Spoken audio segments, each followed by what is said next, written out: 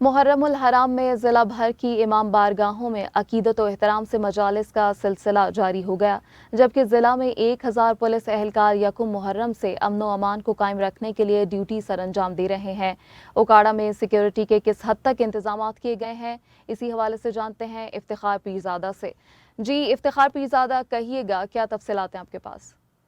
کربلا کی یاد میں ضلع بھر کے تمام امام بارگاہوں میں مجالس کا سلسلہ جاری ہے، جبکہ سیکورٹی کے سخت انتظامات کیے گئے ہیں تاکہ کسی بھی ناخوشگوار واقعہ پیش آنے سے نمٹا جائے۔ تحصیل دیپال پور ایسی تحصیل ہے جہاں نہ صرف فل پروف سیکورٹی کا انتظام کیا جاتا ہے بلکہ اساس اداروں اور ایجنسیوں کے اہلکار ہر شخص پر نظر رکھے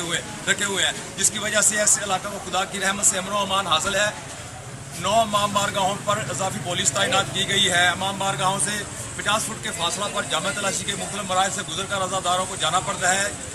جو ان کی حفاظت کے لیے بہترین اقدامات ہیں۔ احمد آباد خدا حسین امام بارگاہ حجرہ شاہ مقیم امام بارگاہ دربار حسین بصیر پور کیسر حسین امام بارگاہ حویلی لکھا میں سید افضل حسین امام بارگاہ، جبکہ دیپالپور سٹی جلال حیدر ایوان حسین امام بارگاہ، جبکہ امام بارگاہ سجادیہ پارک گیٹ جو شرقی اور غربی امام بارگاہ ہے، تھانہ دیپالپور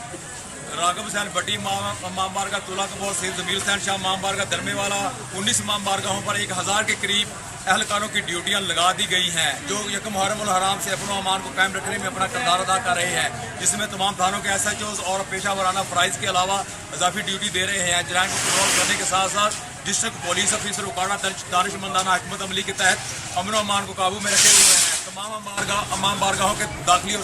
خارجی راستوں کے ارد گرد حصار قائم کر کے میٹل ڈیٹیکٹر اور کلوز سرکٹ کیمرے کو نصب کر دیا۔ بہت شکریہ افتخار پیرزادہ، آپ ہمیں محرم الحرام کے حوالے سے سیکیورٹی صورتحال سے آگاہ کر رہے تھے۔